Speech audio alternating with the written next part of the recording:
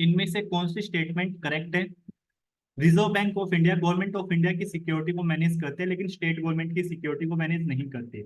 ये स्टेटमेंट गलत है, क्योंकि आरबीआई को बोला जाता है ना बैंकर्स टू द बैंक। तो ये वाली स्टेटमेंट गलत है। जनरली जो बैंकिंग सर्विसेज है स्टेट गवर्नमेंट या सेंट्रल गवर्नमेंट को आरबीआई प्रोवाइड करता है। ओके।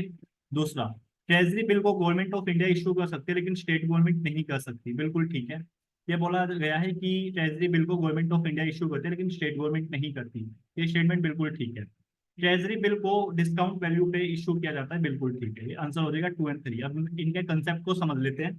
जनरली आप लोगों ने सुना होगा प्राइवेट कंपनीज है, प्राइवेट कंपनीज बॉन्ड निकालते हैं, कागज का टुकड़ा होता है, उन पे लिखा होता है XYZ कंपनी है, इनका ये 15 साल से काम करिए इस फील्ड में, और यहाँ पे वो बोलते हैं कि ये 100 रुपए, लेट से ये 100 रुपए ले रहे हैं मार्केट से, तो ये बोलते हैं कि ये 5% 4% जितने भी इंटरेस्ट रेट पे लेंगे, एक पर्टिकुलर टाइम पीरियड के बाद जिसके पास भी ये बॉन्ड होगा उसको ये इतने परसेंट का इंटरेस्ट रेट देंगे। ठीक है, लेट से 100 रुपए का बॉन्ड है, 4% ये दे रहे इंटरेस्ट रेट, टेन्योर है 1 साल। ठीक है, चाहे टेन्योर लगा लो, 2 साल लगा लो, 2 साल का टेन्योर है। ये प्राइवेट कंपनी इशू करती है। ऐसी ना गवर्नमेंट भी इशू करती है बॉन्ड, लेकिन ना गवर्नमेंट जब इन बॉन्ड को इशू करती है ना, उसको बॉन्ड नहीं गवर्नमेंट सिक्योरिटीज बोलते हैं। तो generally these are the bond that are issued by the government. इनको रिस्क फ्री बोला जाता है, क्योंकि गवर्नमेंट तो डिफॉल्ट करेगी नहीं। जिन बॉन्ड का टेन्योर 90 दिनों से कम होता है उनको बोलते हैं कैश मैनेजमेंट बिल। जिनका टेन्योर 1 साल से कम होता है उनको बोलते हैं ट्रेजरी बिल। ये सिर्फ और सिर्फ सेंटर के द्वारा इशू किए जाते हैं, स्टेट के द्वारा इशू नहीं किए जाते। ये आप लोगों को याद रखना है। यही स्टेटमेंट पूछी थी।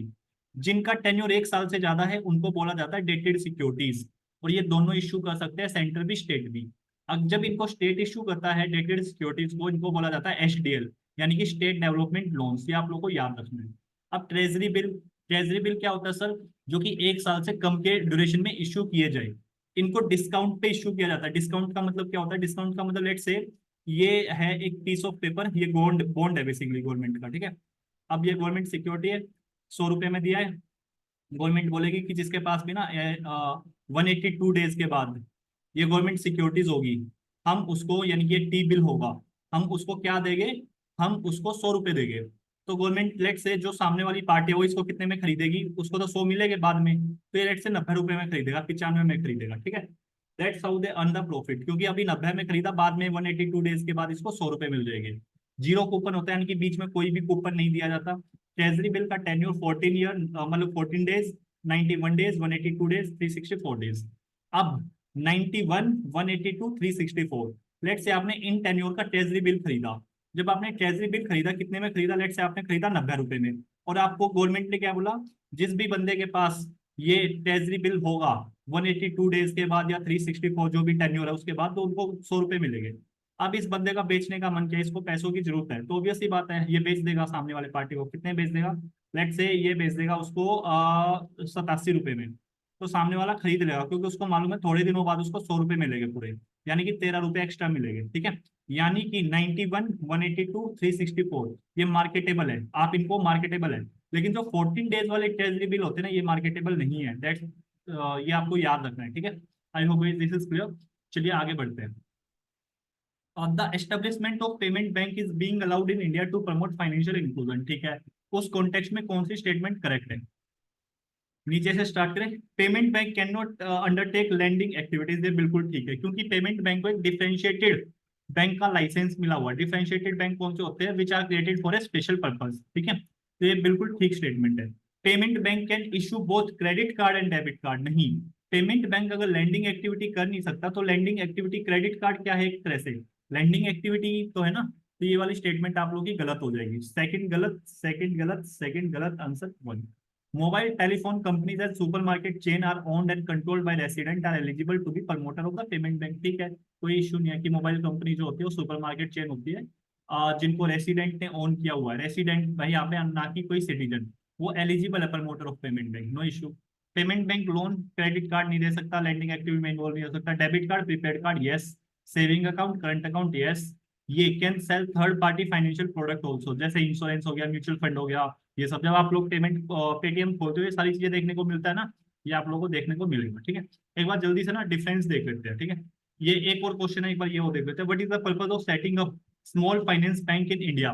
स्मॉल फाइनेंस बैंक को सेटअप करने का क्या वो हो सकता है? चलो इसको पढ़ते हैं। देखो, पहला बोल रहा है ये, to supply credit to the small finance, small business unit. Small finance bank का पर्पस होगा कि भाई क्रेडिट को सप्लाई करना स्मॉल बिजनेस यूनिट को, ऑब्वियस सी बात है, क्रेडिट को सप्लाई करना स्मॉल एंड मार्जिनल फार्मर को। ठीक है भाई, स्मॉल फाइनेंस बैंक है। इंकरेज करना यंग एंटरप्रेन्योर्स को कि वो बिजनेस पर्टिकुलरली रूरल एरियाज में ही सेटअप करे। ये जो वर्ड है ना यहाँ पे पर्टिकुलरली, शायद इसकी वजह से ये स्टेटमेंट यूपीएससी ने गलत मानी है, लेकिन उस साल ये क्वेश्चन थोड़ा सा डिफिकल्ट था। अगर आप लोग इसको डीबी आंसर मार्क करके आते तो कोई दिक्कत नहीं है सच, ठीक है। बट यूपीएससी ने जो इसका आंसर दिया है वो है ए, ठीक है, इसका आंसर ए है। और मतलब एज पर यूपीएससी की यंग एंटरप्रेन्योर्स जो कि बिजनेस को सेटअप करेंगे पर्टिकुलरली इन इंडिया, ऐसा कोई इसका ऑब्जेक्टिव नहीं है स्मॉल फाइनेंस बैंक का। अब जल्दी से एक बार ना इसके बीच में डिफरेंस देख लेते हैं, स्मॉल फाइनेंस बैंक और पेटीएम बैंक के बीच में, पेमेंट बैंक के बीच में। पेमेंट बैंक को रजिस्टर्ड किया गया है अंडर कंपनीज एक्ट 2013, इनको लाइसेंस दिया गया है बैंकिंग रेगुलेशन एक्ट 1949। एलिजिबिलिटी क्या है कि prepaid payment instrument providers resident India के, या कोई private company, society, non banking financial companies, micro finance institution, local area bank, they all are eligible to मतलब to get the licence of payment bank, ठीक है। Now minimum capital requirement क्या है, ये है 100 करोड़, ठीक है। अगले 5 सालों में इसको 200 करोड़ कर दिया जाएगा। एफडीआई अलाउड है, बिल्कुल अलाउड है सर, कितना 74% तक। और जब मैं बोलता हूँ 74% तक अलाउड है तो ये कंपोजिट कैप है, यानी कि इसमें एफडीआई एफडीआई सब अलाउड है, मतलब सब इंक्लूडेड है। डिपॉजिट को एक्सेप्ट करते हैं, हाँ जी। ये सिर्फ और सिर्फ डिमांड डिपॉजिट को एक्सेप्ट करते हैं, कोई फिक्स डिपॉजिट या फिर एनआरआई डिपॉजिट को एक्सेप्ट नहीं करते। रेस्ट्रिक्शन कितना है डिपॉजिट पे, अप टू 2 लाख। अभी रिसेंटली आप लोगों को पेटीएम का इशू मालूम होगा ना, आरबीआई में, हाँ, वो मतलब सीन क्रिएट कर दिया था, है नहीं। आप लोगों को मालूम होगा पेटीएम ने इलीगली वो 2 लाख से ऊपर भी लिमिट क्रॉस कर रहा था। डिपॉजिट इंश्योरेंस अवेलेबल है, बिल्कुल अवेलेबल है। क्या ये लोन दे सकते हैं, नहीं लोन नहीं दे सकते। अगर लोन नहीं दे सकते तो क्रेडिट कार्ड भी इश्यू नहीं कर सकते, ठीक है। अगर ये डिमांड डिपॉजिट एक्सेप्ट कर सकते तो डेबिट कार्ड, डेबिट कार्ड में क्या आता है, पैसे है तो आप लोग इसको निकाल सकते हो। क्रेडिट कार्ड में क्या, even if you don't have money आपके अकाउंट में तो भी आप उसको निकाल सकते हो, काइंड ऑफ ये लोन ही हो गया। किस कमिटी की रिकमेंडेशन के बेसिस पे उसका एस्टेब्लिश किया गया, नचिकेत मोड। सीआरआर और एसएलआर दोनों एप्लीकेबल है। एसएलआर जो है ना 75% ऑफ द डिपॉजिट, जितना भी डिपॉजिट आ रहा है उसका 75% एसएलआर के फॉर्म में होना चाहिए, यहीं से ये पैसा कमाते भी है, ठीक है। बेसल नॉर्म अप्लीकेबल है, बिल्कुल है। 15% है रिस्क वेटेड एसेट का। ये क्या होता है रिस्क वेटेड एसेट, अभी आगे करेंगे। पीएसएल एज सच कोई क्यों नहीं एप्लीकेबल, क्योंकि भाई ये लैंड तो कर ही नहीं सकते ना, लैंडिंग एक्टिविटी तो कर ही नहीं सकते। एग्जाम्पल हो गया आप लोग का Airtel, Indian post payment bank, Paytm, तीनों। स्मॉल फाइनेंस बैंक को भी रजिस्टर किया गया है कंपनीज एक्ट के अंडर। इनको भी जो लाइसेंस है बैंकिंग रेगुलेशन एक्ट के अंडर मिला हुआ है। Eligibility resident individual, NBFC, telecom company, supermarket chain, public sector entities. Minimum capital है 100 करोड़ की। एफडीआई, हाँ जी बिल्कुल 74% तक। डिपॉजिट को एक्सेप्ट करते हैं, कोई रेस्ट्रिक्शंस नहीं है डिपॉजिट पे। डिपॉजिट इंश्योरेंस भी अवेलेबल है। डिपॉजिट इंश्योरेंस की लिमिट बताओ, मतलब कि आपका जो डिपॉजिट इंश्योरेंस है एज पर न्यू लिमिट कितना है बताओ मुझे, और ये कौन से एक्ट के अंडर होता है, ठीक है। प्लीज आप मुझे ना ये कमेंट सेक्शन में जरूर बताना, नहीं मालूम तो गूगल करो, ठीक है। डिपॉजिट इंश्योरेंस बैंक गूगल कर लेना, मालूम पड़ जाएगा, ठीक है। नाउ क्या ये लोन दे सकते हैं, बिल्कुल दे सकते हैं। और इनका जो 50% लोन है ना portfolio, at least 50% of its loan portfolio should constitute loan and advance up to 25 lakh, ठीक है। 25 लाख तक के 50% लोन के पोर्टफोलियो दे सकते हैं। Issue credit card debit card दोनों, पूसा थ्रोट कमेटी की रिकमेंडेशन के बेसिस पे। सीआर एसएलआर दोनों एप्लीकेबल है। और जो इनका वो होता है कैपिटल एडिक्वेसी रेशियो, मतलब कि बेसल नॉर्म्स जो है, yes 15% of risk weighted assets, इसको आगे अभी हम डिस्कस करेंगे। पीएसएल नॉर्म कितना है, 75%, यानी कि 75% जो पैसा है वो प्राइवेटी सेक्टर लेंडिंग में जाना चाहिए, जैसे उज्जीवन, उत्कर्ष, इस तरह के कुछ स्मॉल फाइनेंस बैंक है। I hope that is clear. Next question है कोर बैंकिंग सॉल्यूशन से रिलेटेड। होता है क्या ये पहले इसको समझ लेते हैं, ठीक है। देखो कोर बैंकिंग सॉल्यूशन मतलब होता है ये एक सेंट्रलाइज सिस्टम है, यानी कि इस सिस्टम से सारे के सारे जो बैंक है ना, जितने भी कमर्शियल बैंक है, जितने भी रीजनल रूरल बैंक है, सारे के सारे इससे कनेक्टेड है, सारे के सारे बैंक इससे कनेक्टेड है। सारी ब्रांचेस कमर्शियल बैंक के इससे कनेक्टेड है। अब लेट से आप लोगों ने एसबीआई की ब्रांच में खाता खुलवाया, एसबीआई की कोई आपके गांव में ब्रांच होगी, आप शहर में आ गए, तो क्या आप शहर में पैसा निकलवा सकते हो एसबीआई की दूसरी ब्रांच से, बिल्कुल निकलवा सकते हो। कैसे निकलवा सकते हो, because of the core banking solution, because of the core banking solution, ठीक है गाइस। ये एक नेटवर्क है बेसिकली जहाँ पे सारे बैंकों को एक तरह से कनेक्ट किया गया है, और ये सेंट्रलाइज्ड है, यानी कि इसको आरबीआई कंट्रोल करता है। नाउ हम इस क्वेश्चन को सोल्व कर लेते हैं। देखो, ये बोल रहा है कि core banking solution sometimes seen in use which of the following best describe this term. ये कैसा नेटवर्क है? It is a network of a bank as branches, ठीक है, which enable customer to operate their account from any branches of the bank on its network regardless of they have open their account. तो उन्होंने कहीं पे भी account खोला हो, वो अपने अकाउंट को एक्सेस कर सकते हैं किसी भी दूसरी ब्रांच से। बिल्कुल ठीक है ये statement. It is an effort to increase RBI control over commercialization और कंप्यूटराइजेशन। देखो, अगर इस क्वेश्चन में ना ऑप्शन 1 और 2 होता ना, तो शायद आप लोग कंफ्यूज हो जाते हैं, ठीक है, कि ये होगा या नहीं होगा।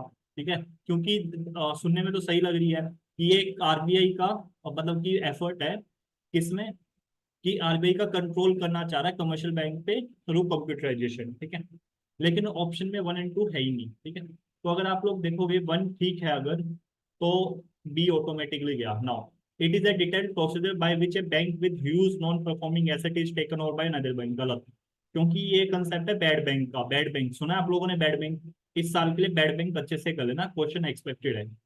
तो थर्ड अगर आप लोग एलिमिनेट कर दोगे, वैसे ही आंसर आ जाएगा आपका 1 ए। ठीक है, I hope this is clear to all of you. Next question है, प्रधानमंत्री जन धन योजना और किस पर्पज के लिए लॉन्च की गई थी? आप लोगों को मालूम होगा प्रधानमंत्री जन धन योजना को लॉन्च किया गया था कि फाइनेंशियल इंक्लूजन को प्रमोट करने के लिए, कि हर एक घर में एक बैंक अकाउंट होना चाहिए, सेविंग हैबिट को कल्टीवेट करने के लिए बेसिकली। ठीक है, तो यहाँ पे क्या था कि हर एक घर में एक अकाउंट होगा, और यहाँ पे जो अकाउंट खोला जाएगा उसका नाम था basic saving bank deposit account. इसको जीरो बैलेंस अकाउंट भी बोलते थे। ये किसी भी बैंक की किसी भी ब्रांच में खोला जा सकता था, और इवन जो बैंकिंग कोरस्पोंडेंट होते हैं ना वहां पे भी। ये क्या होता है बैंकिंग कोरस्पोंडेंट? ये बेसिकली वो लोग, फॉर एग्जांपल एक गांव है, इस गांव में कोई भी बैंक नहीं है, तो यहाँ पे ना बैंकिंग कोरस्पोंडेंट आते हैं। ये किसी पर्टिकुलर बैंक के होते हैं बैंकिंग कोरस्पोंडेंट, अलग अलग बैंक के अपने अपने होते हैं। ठीक है, अब ये बंदा आएगा और यहाँ पे ना जितनी बैंकिंग सर्विसेज है वो प्रोवाइड करेगा। किसी को पैसा निकलवाना है, किसी को पैसा डलवाना है, वो सारे से जितने भी प्रोसीजर होते हैं सारे ये बैंकिंग कोरस्पोंडेंट करता है। ठीक है, तो ये आपको याद रखना है। Now can be open even without document. Beneficiary कितने? 45 करोड़। सबसे ज्यादा है पब्लिक सेक्टर बैंक में, उसके बाद है आरआरबी में, फिर प्राइवेट में। क्वेश्चन है कि मार्जिनल स्टैंडिंग फैसिलिटी रेट और एनडीटीएल किस कॉन्टेक्स्ट में यूज में रहते हैं? बैंकिंग ऑपरेशन, काफी सिंपल क्वेश्चन है। इनमें से होता है क्या है ये समझिए आप लोग। ठीक है, लेट से एसबीआई है, एसबीआई बैंक को पैसे चाहिए, तो ये क्या करेगा एसबीआई बैंक? तो अपनी गवर्नमेंट सिक्योरिटी, इसके पास कुछ गवर्नमेंट सिक्योरिटी होगी, उनको गिरवी रखेगा और बदले में पैसा ले लेगा। ठीक है, बदले में पैसा ले लेगा आरबीआई से। अब इमेजिन ये सिनेरियो, आई एसबीआई के पास जो है ना वो गवर्नमेंट सिक्योरिटी बची नहीं है। अभी इसके पास जो गवर्नमेंट सिक्योरिटी है वो है एसएलआर सिक्योरिटी, जो हमारी स्टैट्यूटरी लिक्विडिटी रेशियो के अंडर हमें कुछ मेंटेन करना पड़ता है ना, 20% 18% के अराउंड। अब एसबीआई के पास वही सिक्योरिटी बची हुई है। अगर एसबीआई अपनी एसएलआर सिक्योरिटी को गिरवी रख के ओवरनाइट बोरोइंग करता है, उसको एमएसएफ बोलते हैं। सिंपल। चलो next. When the Reserve Bank of India reduce the statutory liquidity ratio by 50 basis point, which of the following is likely to happen? ये बोल रहा है कि लेट्स से आरबीआई ने क्या किया, स्टैट्यूटरी लिक्विडिटी रेशियो का मतलब हो गया सीआरआर एंड एसएलआर। ठीक है, लेट्स से पहले जो एसएलआर है ना वो था 18%। अब आरबीआई ने क्या किया, आरबीआई ने रिड्यूस कर दिया 50 बेसिस पॉइंट। अब कितना हो गया? अब हो गया 17.5। ठीक है, अब हो गया 17.5%। यानी कि पहले अगर बैंक के पास 100 रुपए आते थे, उसको 18 रुपए साइड में रखने होते थे, और 4% लेट से सीआरआर आरबीआई के पास, बाकी का पैसा वो लोन पे दे सकता था। अब यहाँ पे क्या है, अब 17.5 रखने हैं, यानी कि अब बैंक के पास 50 पैसे एडिशनल है। ठीक है, तो इससे क्या होगा, इंडिया की जीडीपी ड्रास्टिकली इंक्रीज हो जाएगी। ड्रास्टिकली कैसे इंक्रीज हो जाएगी? फॉरेन इंस्टीट्यूशनल इन्वेस्टर में bring more capital into our country. इसका इससे क्या लेना देना? शेड्यूल कमर्शियल बैंक में cut their lending rate, it में drastically reduce liquidity of banking system. ठीक है, सिंपल है। मतलब कि क्या होगा, जो शेड्यूल कमर्शियल बैंक है ना वो अपनी लेंडिंग रेट को कट कर देंगे। सिंपल सा कंसेप्ट ऐसा है, लेट से पहले आप ऐसे समझो इसको कि अब बैंकों के पास ना, इसको लार्ज स्केल पे देखोगे ना, बैंकों के पास ज्यादा पैसा है, बैंकों के पास मनी सप्लाई बढ़ गई। जैसे आरबीआई ने 50 बेसिस पॉइंट की पॉइंट से ये जो स्टैट्यूटरी लिक्विडिटी रेशियो इनको घटाया, ठीक है, पैसा बढ़ गया। अब बैंकों के पास ज्यादा पैसा है तो ऑब्वियस सी बात है, जो इनका इंटरेस्ट रेट होगा ना ये इसको कम कर देंगे, ताकि ज्यादा से ज्यादा लोग लोन ले सके। क्योंकि अगर इन्होंने सेम रखा अपना इंटरेस्ट रेट तो हो सकता है लोग लोन ना ले, लेकिन ये कस्टमर को अट्रैक्ट करने के लिए अब इनके पास ज्यादा है तो इसीलिए ये कम कर देगा इंटरेस्ट रेट को, तो वही आंसर। ठीक है, चलो आगे बढ़े। नेक्स्ट है कि व्हाट इज और आर द फैसिलिटी और facilities the beneficiary can get from the service of business correspondent bank साथी इन ब्रांचलेस एरियाज। ठीक है, तो इसको जनरली बैंकिंग कोरोस्पोंडेंट बोलते हैं। ये बैंकिंग होगा आई थिंक, ये यहाँ पे बिजनेस गलत वर्ड आ गया, पार्डन में, ये बैंकिंग है। ओके, ये बैंकिंग है। ठीक है, चलो अब हम इस क्वेश्चन को सोल्व करते हैं। इट, अब मैंने बैंकिंग कोरेस्पोंडेंट का कंसेप्ट अभी 2 मिनट पहले समझाया आपको। It enable the beneficiary to draw their subsidy and social security benefit in their village, बिल्कुल ठीक है, अभी मैंने आपको समझाया था। It enable the beneficiary in rural areas to make deposit and withdrawal, बिल्कुल ठीक है भाई, ठीक है, आंसर हो जाएगा सी। तो बैंकिंग कोरेस्पोंडेंट क्या होता है, banks are responsible for action for their banking correspondent. जहां पे मतलब कि बेसिकली कोई गांव है, वहां पे कोई बैंक नहीं है, तो बैंक क्या करता है, अपने बैंकिंग कोरेस्पोंडेंट को गांव में भेजता ताकि वो बैंकिंग सर्विसेज प्रोवाइड कर सके। एक banking correspondent can be banking correspondent for more than one bank, मतलब कि एक individual can be A banking correspondent for more than one bank. ठीक है, एक ही इंडिविजुअल एचडीएफसी का भी काम कर रहा है, कोटक महिंद्रा का भी कर रहा है, एसबीआई का भी कर सकता है, कोई इश्यू नहीं है। ठीक है, ये अपने पास माइक्रो एटीएम लेके घूमते हैं ताकि किसी को भी डिपॉजिट कराना हो, विड्रॉ कराना हो, फंड ट्रांसफर, बैलेंस इंक्वायरी, सारी इंफॉर्मेशन ये आपस में देते हैं, kind of banking services provide करते हैं गांव वालों को। ठीक है, नेक्स्ट है, ये 2023 का क्वेश्चन है। The self help group program was originally initiated by State Bank of India by providing micro credit to the financially deprived। ये एक्चुअली जो सेल्फ हेल्प ग्रुप वाला जो है ना, self help group bank linkage program, ये SBI ने नहीं, नाबार्ड ने स्टार्ट किया था। ठीक है, तो फर्स्ट स्टेटमेंट हो जाएगी गलत, ये हम लोग पढ़ते भी है जब हम लोग मेंस की तैयारी करते हैं। In and self help group all member of a group take responsibility for loan that in individual member take, बिल्कुल ठीक है। यहाँ पे एक मोरल ऑब्लिगेशन होती है, क्या होती है, एक मोरल ऑब्लिगेशन होती है। फॉर एग्जाम्पल 20-25 लोन बंदे हैं, ठीक है, इन्होंने ग्रुप बना रखा है, यहाँ से अगर कोई बंदा लोन लेता है तो उस पर मोरल ऑब्लिगेशन रहती है बाकी 19 बंदों की। ठीक है, बाकी 19 बंदे मेक श्योर करते हैं कि ये टाइम पे पैसा चुका दे।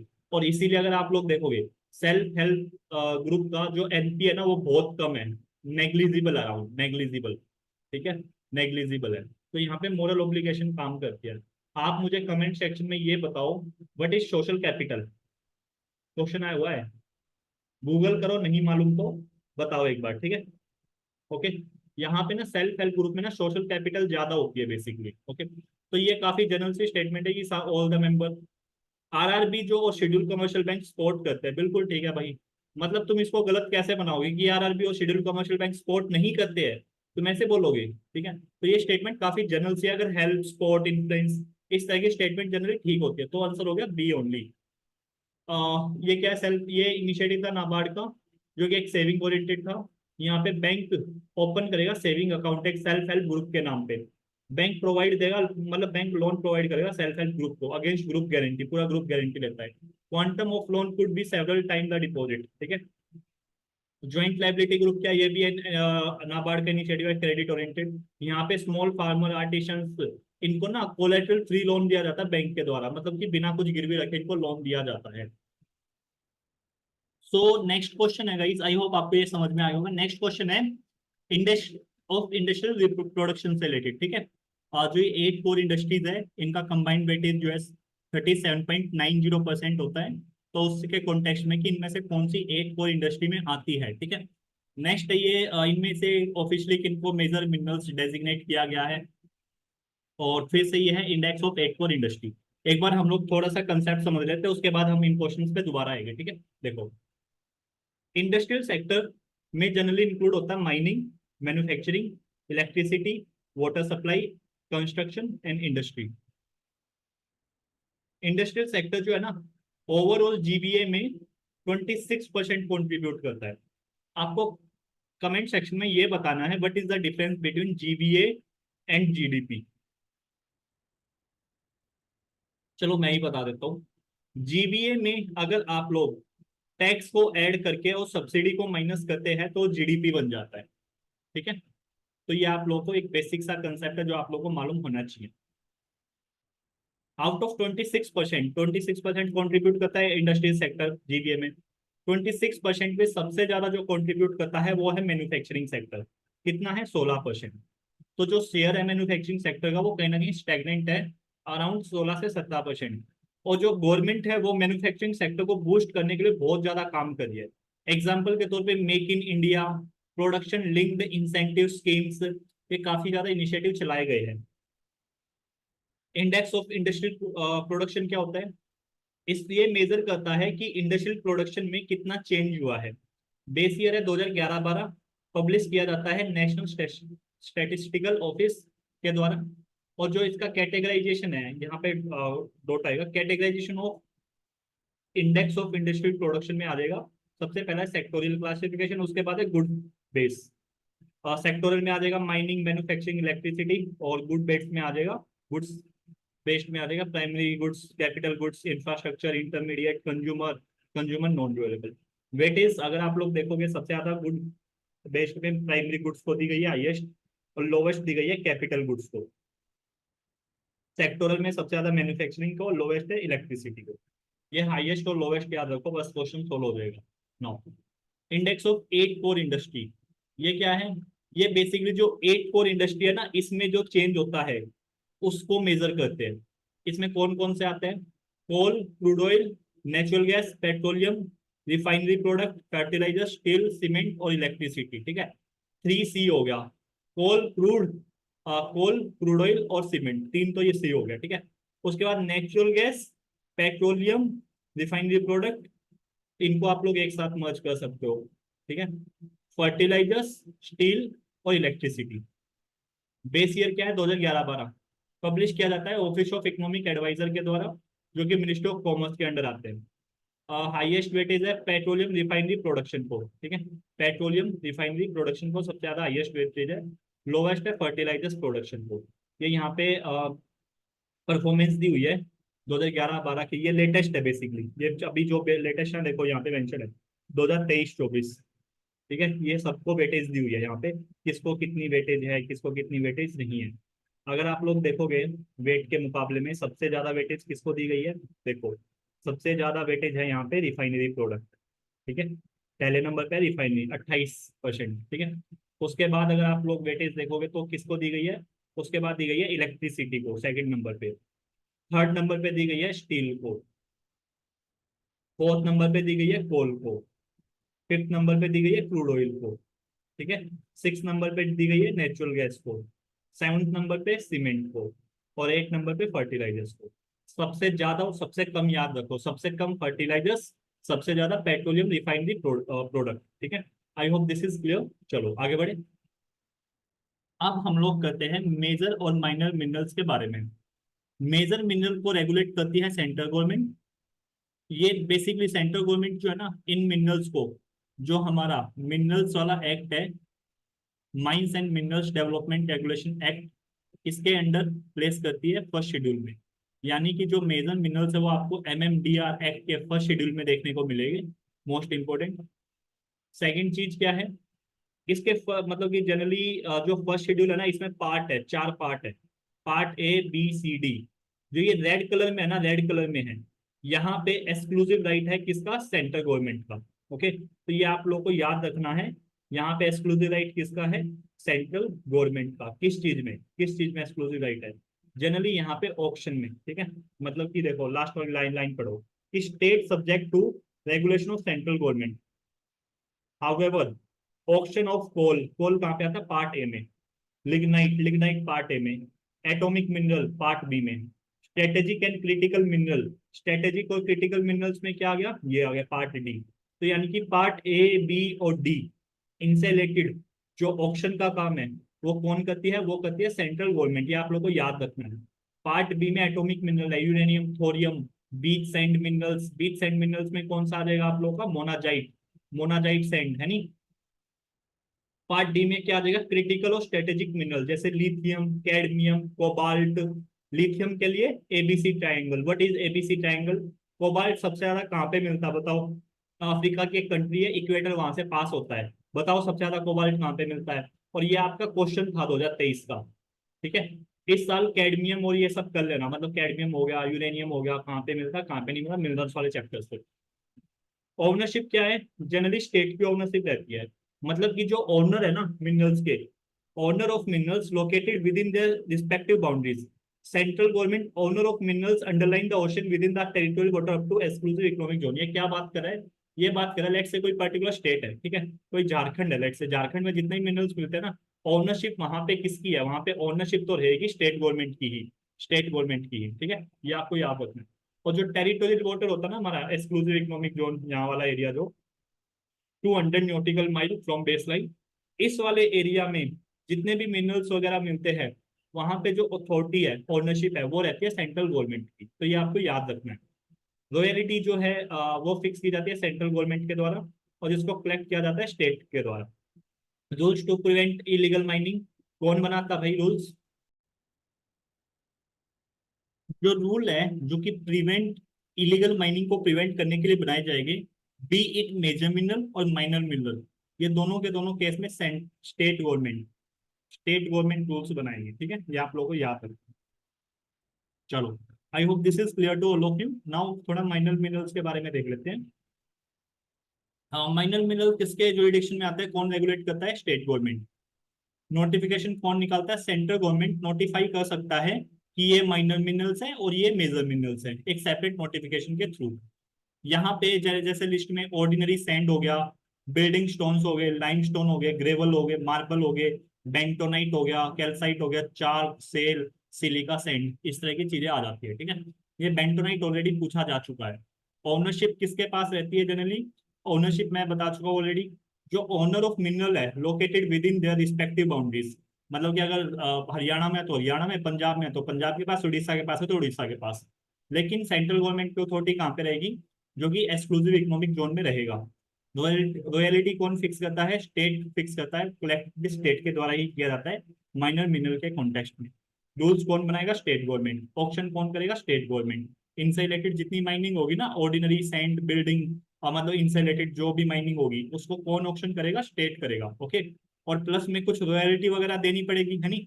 रॉयल्टी वगैरह देनी पड़ेगी या नहीं देनी पड़ेगी, वो रॉयल्टी को कौन फिक्स करेगा? वो भी स्टेट गवर्नमेंट ही फिक्स करेगी, और उसको कलेक्ट भी स्टेट गवर्नमेंट ही करेगी। I hope guys this is clear to all of you, ये आपको याद रखना था। Now let's solve question. इनमें से कौन सा एट कोर इंडस्ट्री में आता है? सीमेंट आती है बिल्कुल, फर्टिलाइजर्स बिल्कुल कम, नेचुरल गैस, रिफाइनरी सबसे ज्यादा, टेक्सटाइल ऐसा कुछ सुना हमने? नहीं, टेक्सटाइल नहीं आता, तो आंसर हो गया सी। इनमें से कौन सा मिनरल्स जो है वो मेजर मिनरल है? हम लोगों ने अभी पढ़ा बेंटोनाइट जो है ना, वो क्या है भाई साहब? बेंटोनाइट कौन सा मिनरल है बताओ मुझे, बेंटोनाइट कौन सा मिनरल है? ये है हमारा minor mineral.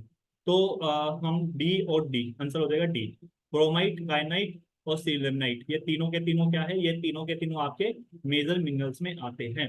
No, in index of the core industry which one of the following is the highest weightage? किसको दी गई हाईएस्ट वेटेज भाई? बताओ इसमें, क्योंकि वो तो दिया ही नहीं गया सर।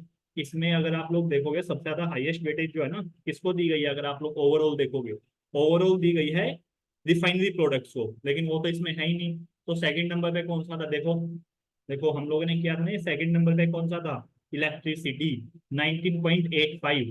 तो आप ना एक बार इसको इस सीक्वेंस में ही एक निमोनिक बना लेना, ठीक है, एक निमोनिक बना लेना इसी सीक्वेंस में, जिस सीक्वेंस में ये सबसे ज्यादा से सबसे कम है, ताकि आप लोग के क्वेश्चन गलत ना हो। तो सेकंड नंबर पे किसका है? इलेक्ट्रिसिटी, फर्टिलाइजर सबसे कम है, ठीक है, ये आप लोग को याद रखना है। तो आंसर हो जाएगा बी ओनली।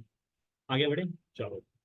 नेक्स्ट है, increase in absolute and per capita real GNP does not connote a higher level of economic development if, मतलब कि अगर आपकी पर कैपिटा रियल जीएनपी बढ़ भी रही है, फिर भी इकोनॉमिक डेवलपमेंट नहीं हो रही, इसका मतलब ये नहीं कि इकोनॉमिक डेवलपमेंट हो रही है। क्यों? यदि industrial output fail to keep pace with agriculture output, agriculture output fail to keep pace with the industrial output. अब देखो, जनरली मैं आप लोगों को एक बात बताता हूँ, जनरली जब भी दो अलग स्टेटमेंट होते हैं ना, उनमें से एक आंसर होता है, बट ये क्वेश्चन काफी सिंपल था, ठीक है।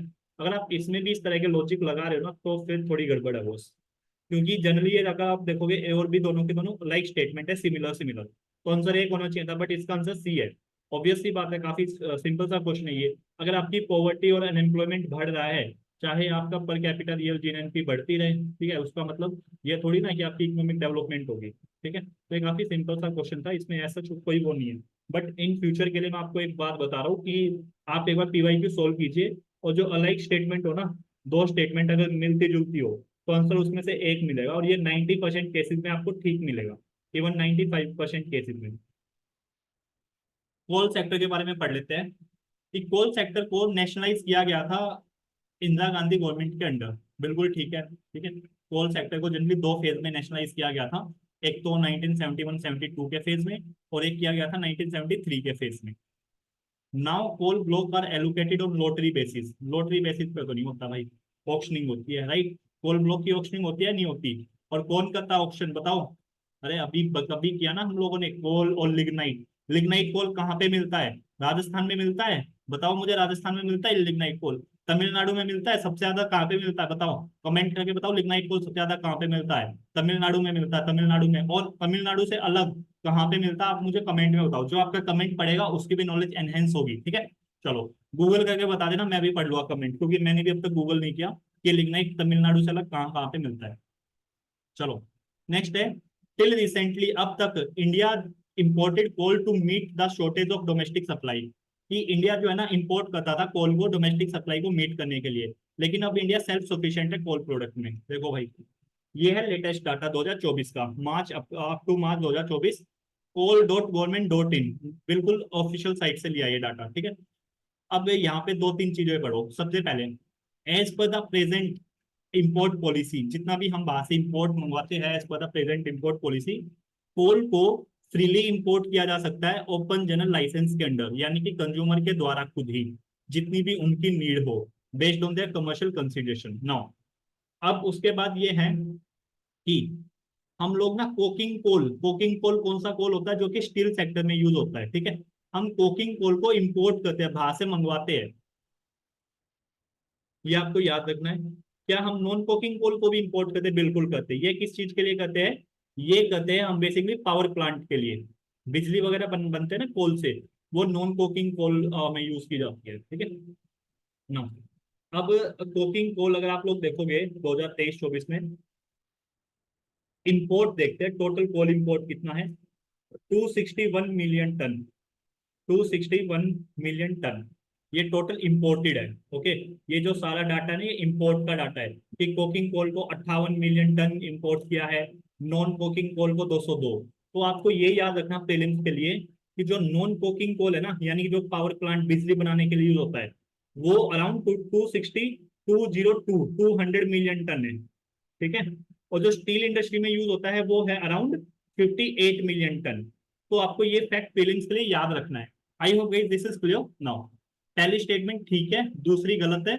अगर दूसरी गलत हो गई तो आंसर ऑटोमेटिकली ए आ गया। और इंडिया अभी भी सेल्फ सफिशिएंट नहीं है, ये आप लोग पढ़ सकते हो कि कोल ब्लॉक एलोकेशंस पहले 2014 में सुप्रीम कोर्ट ने जो प्रीवियस कोल ब्लॉक उनको कैंसिल कर दिया था।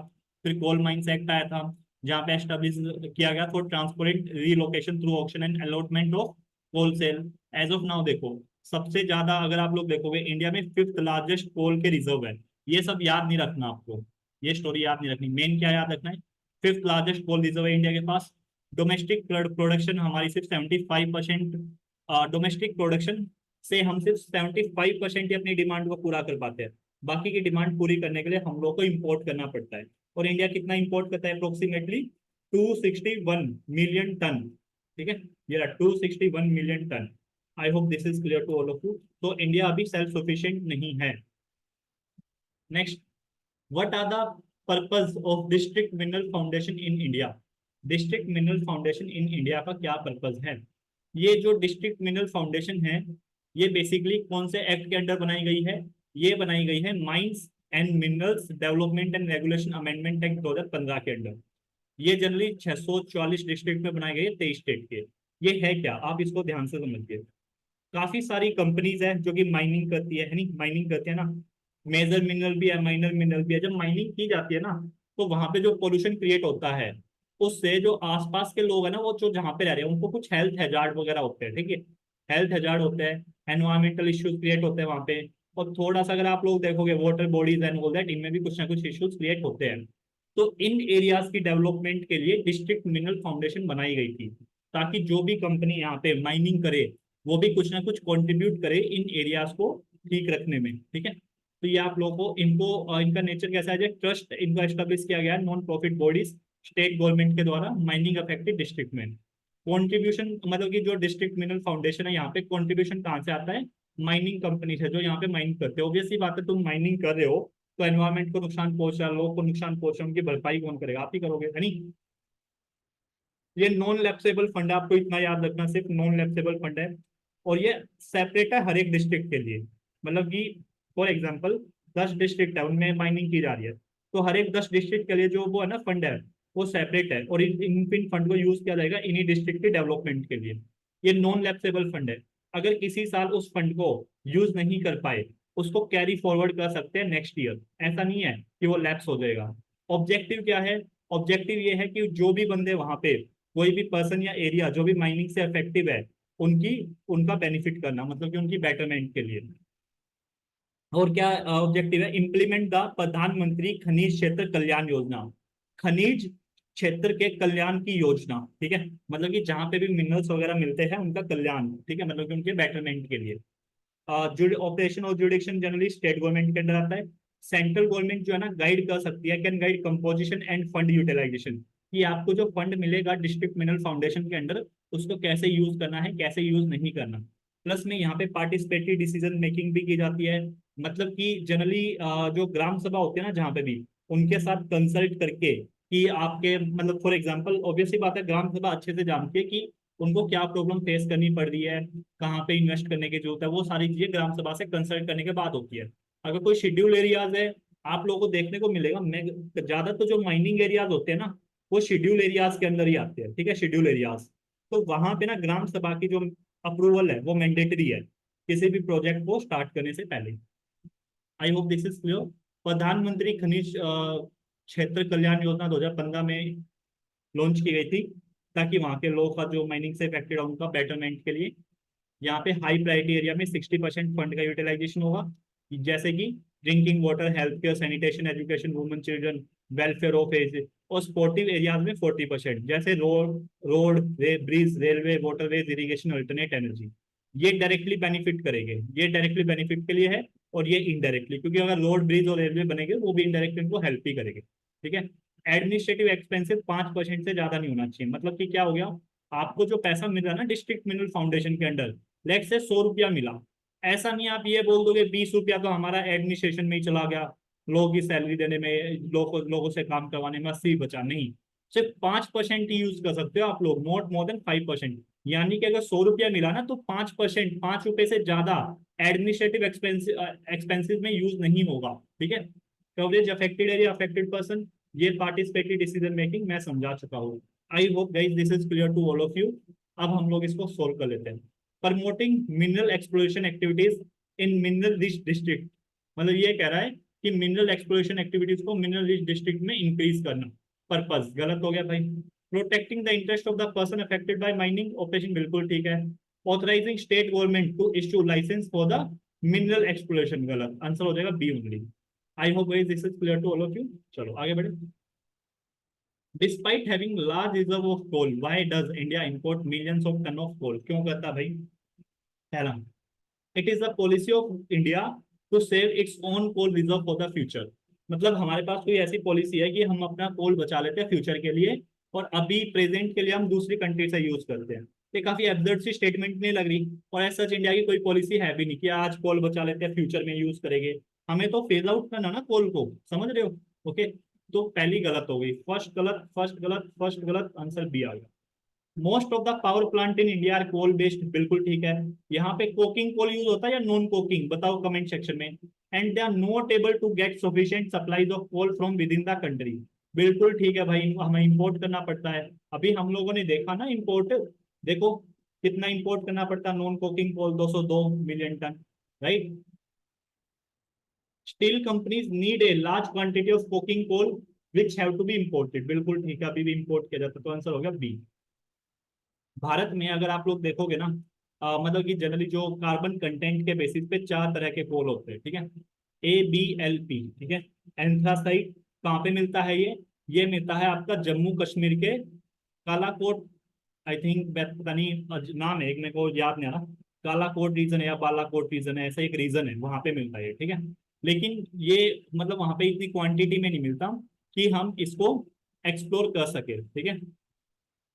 तो एंथ्रासाइट में क्या है, हाईएस्ट कैलोरीफिक वैल्यू होती है, मतलब ये वो देर तक जलता है। 80 से 95% कार्बन कंटेंट होता है। जितना ज्यादा कार्बन कंटेंट उतना बढ़िया कोल, एज सिंपल एज दैट, ठीक है। नेक्स्ट है बिटुमिनस। इंडिया में सबसे ज्यादा ये मिलता है गोंडवाना कोल में, ठीक है, बिटुमिनस। इसमें क्या है, इसमें लो मॉइस्चर कंटेंट होता है, 60 से 80% कार्बन कंटेंट होता है, ठीक है, ये आपको याद रखना है। 60 से लेके 80% इसमें कार्बन कंटेंट होता है।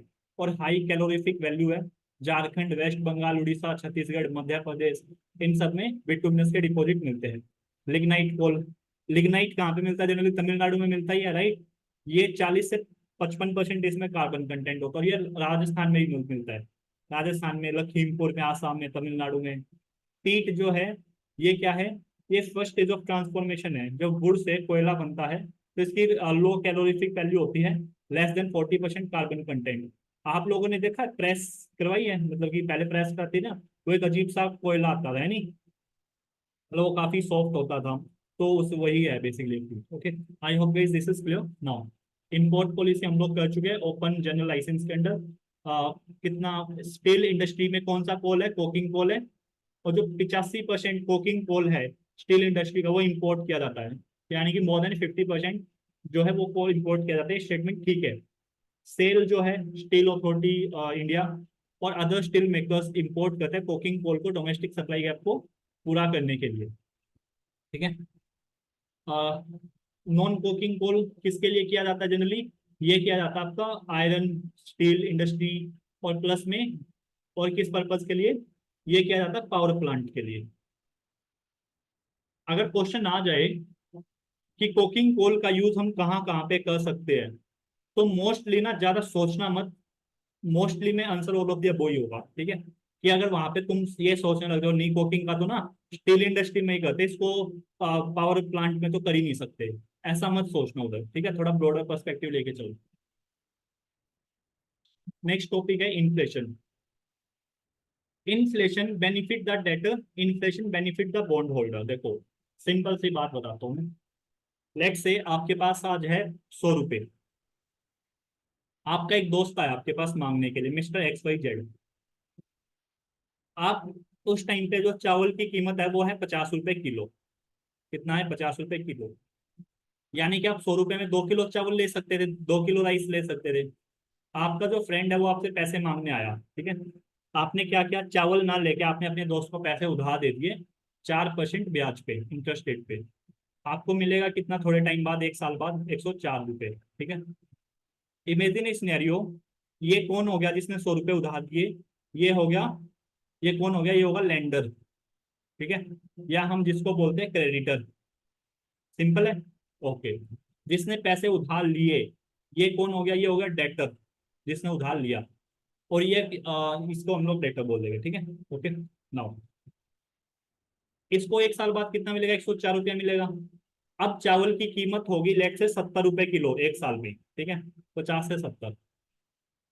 अब इसको 2 किलो चावल खरीदने के लिए कितना पैसा चाहिए, 140 रुपया चाहिए।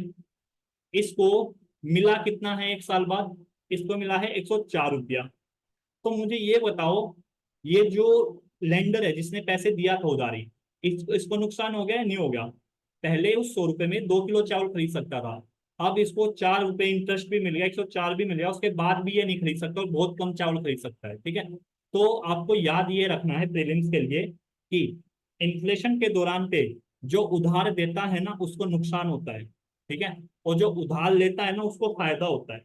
अब सर उधार लेने वाले को फायदा कैसे हो गया। अब आप ना सिर्फ हाइपोथेटिकल सिचुएशन ले सकते हो, बस समझने के पर्सपेक्टिव से। जिसने उधार लिया था ना 100 रुपये, लेट से वो मार्केट में जाके कुछ प्रोडक्ट खरीद के लाया, ठीक है। उसने जो प्रोडक्ट है वो खरीदा भाई साहब 100 रुपये का 3 किलो, ठीक है। थोड़े टाइम के बाद इन्फ्लेशन हो गया, जो ये 100 रुपये का 3 किलो प्रोडक्ट था ना, अब ये हो गया भाई 120 रुपये का 3 किलो। अब इस प्रोडक्ट को ये मतलब कि इसने खरीदा 100 रुपये का, लेकिन अब ये 120 रुपये में बेच सकता है। आप इसको ऐसे ही मतलब समझ सकते हो। अब कोई ऐसे कमेंट मत करना ये तो black coding and all that, एक हाइपोथेटिकल सिचुएशन आपको समझाने के लिए, ओके। तो ये जहाँ यानी कि यहाँ पे क्या हो गया, जिसने उधार लिया था जो डेटर था उसको फायदा हो गया, क्योंकि अब इसको 120 रुपए तो मिल गए, 100 रुपए वापिस कर देगा, 20 रुपए का इसका बेनिफिट हो गया। समझ रहे हो, ठीक है। तो अब इस क्वेश्चन को सोल्व करते हैं।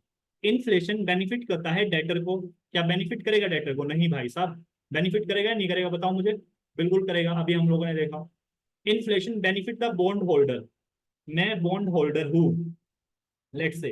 बॉन्ड होल्डर का मतलब क्या हो गया, मैंने किसी कंपनी से कागज का टुकड़ा लिया है, ठीक है, ये कंपनी है, मैंने बदले में इसको क्या दिया है, मैंने बदले में इसको पैसे दिए हैं। अब मैं कौन हो गया, अब मुझे बताओ, मैंने पैसे दिए हैं, अगर मैंने पैसे दिए हैं तो इनडायरेक्टली मैं एक लेंडर हो गया ना। अरे मैं एक लेंडर हो गया ना, मैंने किसको पैसे दिए, मैंने कंपनी को पैसे दिया, बदले मैंने एक बॉन्ड होल्डर लिया है, तो इनडायरेक्टली मैं एक लेंडर हूँ, ठीक है। अब मुझे ये बताओ, यहाँ पे लेंडर सफर करेगा बेनिफिट करेगा? लेंडर जो है वो सफर करेगा, तो आंसर हो गया A only. I hope guys this is clear to all of you. ये काफी सिंपल सा टॉपिक था, इसमें आपको कोई इश्यू नहीं होना चाहिए। बाकी की जो एक्सप्लेनेशन है वो मैंने यहाँ पे लिख दी है, आप इसको पढ़ सकते हो। ये जो तीन चीजें हैं, एक्सचेंज रेट, एक्सपोर्ट, इंपोर्ट, ये तो हम लोग काफी डिटेल में ऑलरेडी डिस्कस कर चुके हैं। नेक्स्ट है इन्फ्लेशन इन इंडिया। इन्फ्लेशन का मतलब क्या होता है, कोई चीज पहले 100 की थी, अब 105 की हो गई, ये महंगाई होगी, चीज महंगी हो गई, ठीक है। बेसिकली इन्फ्लेशन क्या कर रहा है, आपकी परचेसिंग पावर को घटा रहा है। कैसे घटा रहा है? पहले आप 100 रुपए में 2 किलो चावल खरीद सकते थे, अब आप 100 रुपए में थोड़े से कम खरीद पाओगे, 2 किलो नहीं खरीद पाओगे। यानी कि आपकी जो खरीदने की क्षमता है आपके पैसे की वो कम हो चुकी है, आपके कैश की वैल्यू कम हो चुकी है। I hope this is clear to all of you. क्यों कम होगी? क्योंकि चावल महंगा हो गया भाई, पहले 50 रुपए किलो था, अब 60 रुपए किलो हो गया। अब आपको 2 किलो तो नहीं मिलेगा, 2 किलो से कम मिलेगा चावल, राइट। इसको मेजर कौन करता है? मोस्टली मेजर करती है। और इन्फ्लेशन के क्या क्या कॉजेज है? पहला है बजट डेफिसिट। आप बजट को डेफिसिट मतलब कि लेट से आपका जो टोटल एक्सपेंडिचर है वो है 200 रुपये, आपने कमाए हैं 180 रुपये, कितने का डेफिसिट हो गया? 20 रुपये का। इस 20 रुपये के डेफिसिट को बेसिकली फाइनेंस करने के लिए आप लोगों ने नया पैसा प्रिंट कर दिया, क्रिएशन ऑफ नई न्यू मनी, ठीक है। तो इसकी वजह से इन्फ्लेशन हो सकता है, क्योंकि मार्केट में अपना नया पैसा आ गया, मनी सप्लाई इंक्रीज होगी। लेकिन मनी सप्लाई तो इंक्रीज हो गई, लेकिन क्या मार्केट में जो नॉर्मल सप्लाई है गुड्स एंड सर्विसेज की वो इंक्रीज हुई? वो तो सेम ही है नहीं? तो यानी कि मनी सप्लाई पैसा ज्यादा आ गया और बाकी सारी चीजें कांस्टेंट है, तो उस केस में महंगाई हो जाएगी। अगर एकदम से डिमांड बढ़ जाए कंज्यूमर की, सप्लाई उतनी होगी नहीं, डिमांड बढ़ जाएगी, चीजें महंगी हो जाएगी। सप्लाई कम हो जाए, जिस चीज की सप्लाई कम होती है उसकी डिमांड ज्यादा होती है, जिसकी सप्लाई कम होगी डिमांड ज्यादा होगी, महंगाई हो जाएगी। डिमांड सप्लाई गैप है, लोगों के पास ज्यादा पैसा आ रहा भाई, सबके पास पैसा ही पैसा है, मार्केट में चीजें बहुत कम है, तो बोली लगने लगेगी कि मैं इतने दूंगा, मैं इतने दूंगा, चीजें महंगी होती जाएगी। अगर इनपुट कॉस्ट इंक्रीज हो जाती है तो ऑब्वियस सी बात है फाइनल प्रोडक्ट का प्राइस भी महंगा हो जाएगा। अगर हमारी करेंसी डीवैल्यू कर जाती है, डीवैल्यूएशन ऑफ करेंसी हमारी परचेसिंग पावर को घटा देती है, जिसकी वजह से जो इम्पोर्टेड गुड्स है वो महंगे हो जाते हैं, राइट। जब हम लोग ने देखा ना, जब करेंसी डेप्रिशिएट करती है तो इम्पोर्टेड गुड्स महंगे हो जाते हैं, हमारा जो इम्पोर्ट बिल है वो इंक्रीज हो जाता है। और rise in wages, higher wages, यानी कि अगर आपको सैलरी बढ़ जाए तो आप चीजों की ज्यादा डिमांड करने लगोगे, है नहीं। हायर वेजेस प्रोडक्शन कॉस्ट को बढ़ा देते हैं, जिसकी वजह से प्राइस इंक्रीज होता है। अब इससे एक कंसेप्ट याद आया, आप मुझे ना कमेंट सेक्शन में एक बात बताना, what is Engel's law? Do comment about it, Google करो इसको, मैं समझा देता हूँ इसको वैसे पर फिर भी आप लोग गूगल कर लेना, चलो आप गूगल ही करना, काफी इजी कंसेप्ट है, बहुत इजी है, ठीक है। खाने से रिलेटेड है, खाने से रिलेटेड और आपकी इनकम से रिलेटेड है। आप बता देना, हिंट दे दिया, ठीक है। चलो अब देख लेते हैं कौन सा इसमें से ठीक है, कौन सा गलत है। इनमें से कौन सा मोस्ट इन्फ्लेशनरी है अपने इफेक्ट में? 2021 में क्वेश्चन है, सेम को 2013 में। Not even a single dot has been change, ठीक है, बाकी सब सेम है। रीपेमेंट ऑफ पब्लिक डेट, ठीक है, सब सेम है। तो हम एक सोल्व कर लेते हैं, दो दूसरा automatically. Repayment of public debt, अगर आप लोगों ने अपना जो उधारी है उसको वापस कर दिया तो महंगाई हो जाएगी, कैसे हो जाएगी? एब्सर्ड ऑप्शन है, वन गया।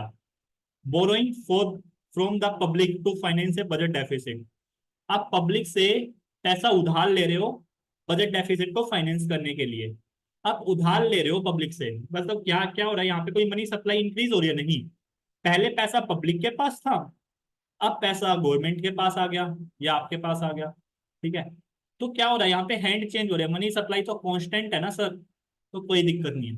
तो वन गलत, टू गलत। तीसरा, borrowing from bank to finance a budget deficit.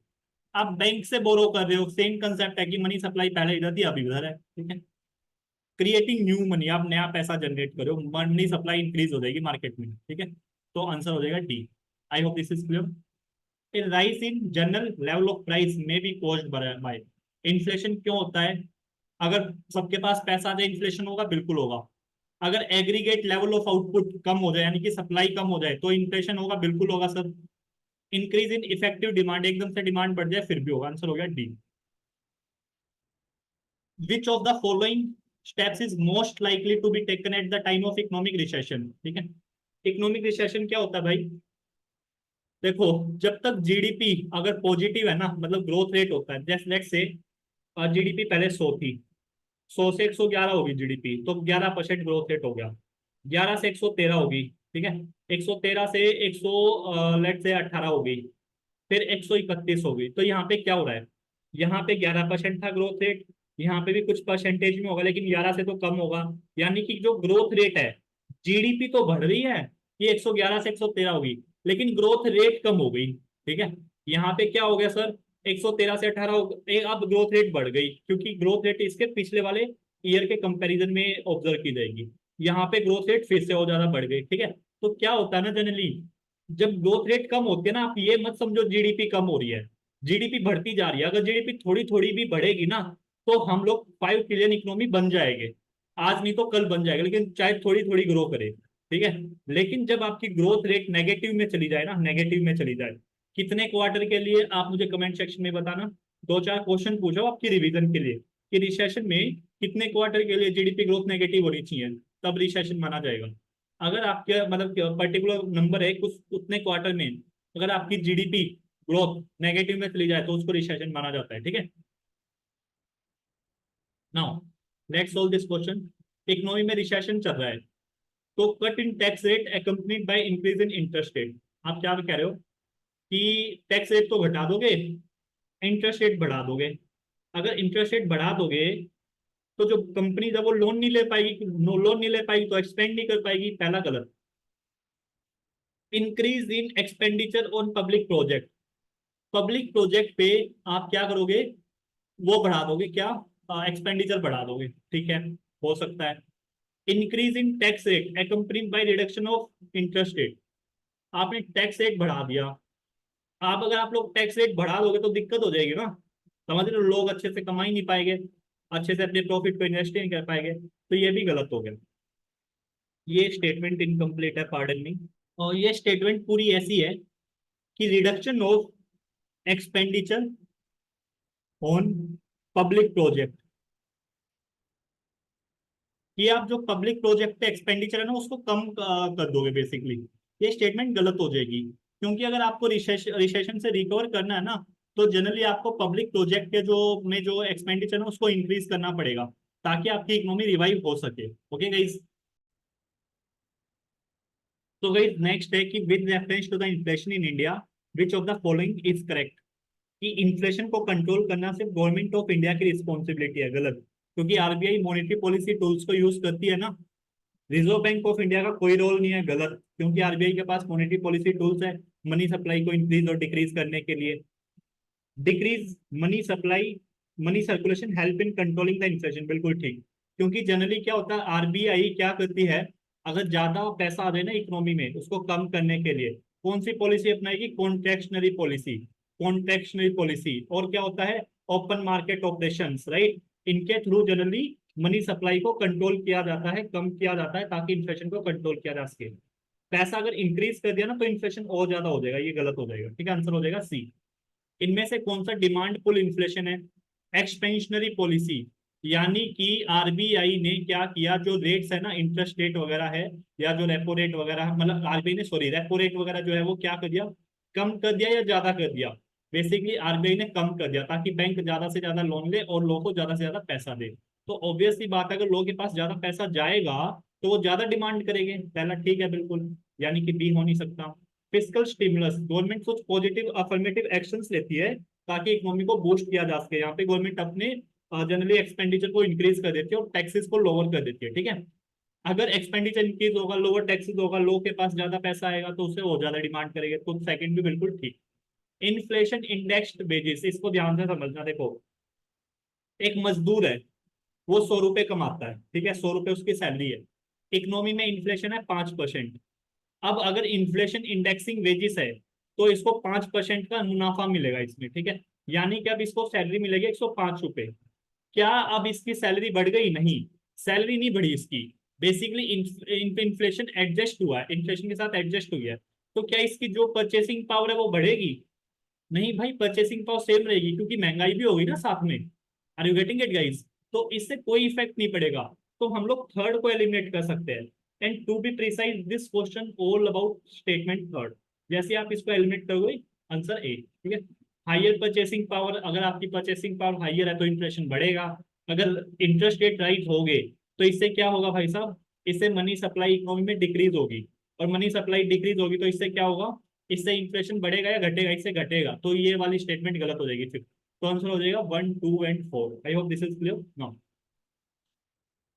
जो फूड का वेटेज है सीपीआई में, वो ज्यादा है डब्ल्यूपीआई के मुकाबले। बिल्कुल ठीक है, ये काफी सिंपल सी स्टेटमेंट है, क्योंकि कंज्यूमर फूड को ज्यादा प्रायोरिटी देता है, ठीक है, आप ऐसे भी सोच सकते हो। डब्ल्यूपीआई सर्विसेज को कैप्चर नहीं करता, जबकि सीपीआई करता है, ये भी बिल्कुल ठीक है। डब्ल्यूपीआई जो है ना, वो सर्विसेज को कैप्चर नहीं करता, लेकिन डब्ल्यूपीआई करता है। Okay. Reserve Bank of India as adopted WPI की मेजर्स ऑफ इन्फ्लेशन, गलत। अभी भी जो रिजर्व बैंक ऑफ इंडिया है इन्फ्लेशन को मेजर करने के लिए, जो टारगेट करने के लिए सीपीआई कंबाइंड यूज करता है, ना कि डब्ल्यूपीआई। थर्ड गई, थर्ड गई। फर्स्ट स्टेटमेंट क्या है? बिल्कुल ठीक है, आंसर हो गया ए ओनली। डब्ल्यूपीआई क्या होता है? ये बेसिकली बल्क सेल में होलसेल लेवल पे प्राइजेस, जो कमोडिटी का प्राइजेस है ना, उसमें जो चेंजेस होता है उसको कैलकुलेट करते हैं। जनरली 3 मेजर ग्रुप है: primary article, fuel and power, manufacturing. तो इसमें से सबसे ज्यादा वेटेज किसको, आप लोग को ये याद रखना है। सबसे ज्यादा अगर आप लोग वेटेज देखोगे तो किसको दी गई है? सबसे ज्यादा वेटेज दी गई है भाई साहब मैन्युफैक्चर्ड प्रोडक्ट्स को, ठीक है। सेकंड नंबर पे प्राइमरी आर्टिकल्स को, थर्ड नंबर पे फ्यूल एंड पावर को। और अगर आप लोग नंबर ऑफ आइटम देखोगे, सबसे ज्यादा आइटम जो है वो है 564, ठीक है, मैन्युफैक्चरिंग। उसके बाद प्राइमरी है, उसके बाद फ्यूल है। ओवरऑल 697 प्राइसेस में प्राइसेस को ट्रैक करते हैं। और जो डाटा है डब्ल्यूपीआई का, ये मंथली बेसिस पे रिलीज किया जाता है ऑफिस ऑफ इकोनॉमिक एडवाइजर के अंडर, जो कि डीपीआईआईटी के under, ministry of commerce and industry के अंडर आता है, ठीक है। बेस ईयर 2011-12 है, जिसको 2017 में अपडेट किया गया था। अब ना तो ये डब्ल्यूपीआई सर्विसेज को इंक्लूड करता, ना ही अनऑर्गेनाइज सेक्टर के मैन्युफैक्चरिंग प्रोडक्ट्स को यूज करता, और ना ही इनडायरेक्ट टैक्सेस को इंक्लूड करता। ये आप लोग को याद रखना है। I hope this is clear. Okay, तो आंसर इसका ये। सीपीआई में देख लेते हैं, फूड को वेटेज दी गई है 45%, ठीक है, 45%।